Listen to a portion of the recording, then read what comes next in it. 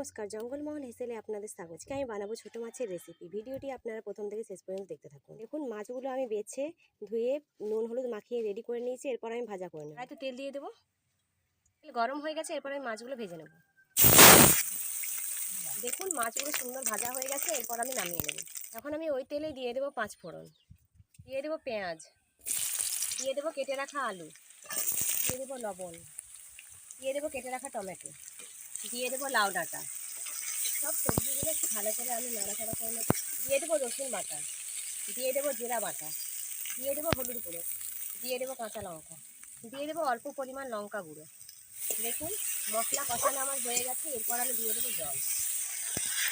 ঝোল ফুটে গেছে, এরপর আমি দিয়ে দেবো ভেজে রাখা মাছগুলো। এরপর আমি ঢাকা দিয়ে দেবো। মাছের রেসিপি আমার হয়ে গেছে, এরপর আমি নামিয়ে নেব। দেখুন, ছোট মাছের রেসিপি আমার রেডি। ভিডিওটি ভালো লাগলে চ্যানেলটিকে সাবস্ক্রাইব করে দেবেন।